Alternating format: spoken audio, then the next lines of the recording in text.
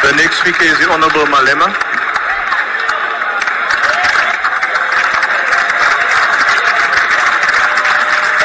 Honourable Malema, will you just take a seat? I see the hand of the Chief Whip of the Democratic Alliance. Let me just attend to that matter. Order, Honourable Members. Let me hear the Honourable Member. Thank you very much, House Chair. House Chair, if I remember correctly, some years ago, a convention was established that a member cannot speak twice in a debate. I would just like your clarity. I would just like clarity on that matter from you. Thank you. Honourable Member, may I refer to a debate on the budget vote of the President on the 31st of May 2023, where a ruling was made that the former member Shavambu be given another opportunity to speak using the remaining EFF time, and after discussion the opportunity was granted. However, at the same time the matter was referred to the Chief Whip's Forum for further discussion, and then also possibly to the subcommittee and the Committee on Rules. That matter has not been resolved. However, let me also add that in terms of Rule 9, Sub Rule 1, conventions and practices relating to the business of the House and its committees and forums are established by agreement amongst political parties and parliamentary office bearers, and may be varied by agreement amongst them and reviewed from time to time as decided by the Rules Committee. This is thus a matter that the Chief Whip's Forum, Honourable Chief Whip of the largest party, should attend to, so that we then proceed in the 7th Parliament with a common understanding. In light of that, the Honourable Malema may proceed with his speech.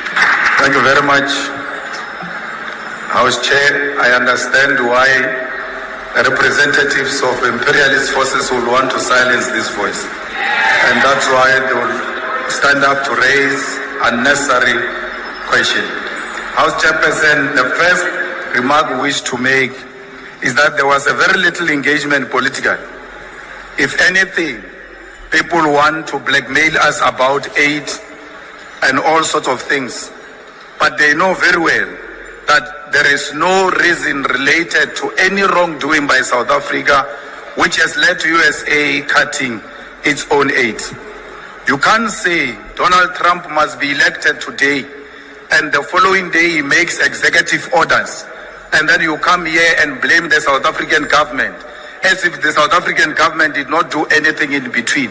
That was a predetermined outcome, where he wanted to come into office and punish South Africa for its position on Palestine and many other issues. We must be very clear that we are not going to agree to any form of bullying by anyone. It's a lie that there is farm killings in South Africa. Actually, those who are married in farms and owning farms, they kill each other for money, for policy monies. The farmers themselves kill each other for greedy reasons.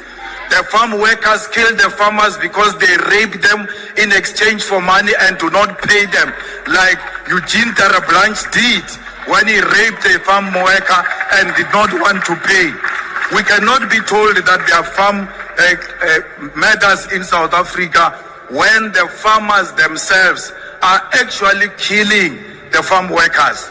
It was the white farmers who killed two women in Polokwane and fed them to the pigs. It's a complete lie that white people are being killed in South Africa. If anything, white people live in privilege, and that's what Donald Trump knows. You cannot say Donald Trump is misinformed. They've got the best intelligence equipment in the whole world. They even have a military base next to South Africa in Botswana to listen to every conversation we have. They can tell you what is in private conversation in the executive and everywhere else. They don't need AfriForum. They are using AfriForum as a scapegoat to punish us politically. And we ought to be very clear about that. When the aid came into South Africa at the first place, it was not to help Africans. It was imperialist forces putting the aid into South Africa so that they can control South Africa, and use that aid to always say to you, if you take a political stand against the imperialist forces, we'll always cut the aid. So we ought to have known even then that we're not supposed to entirely rely on the USA.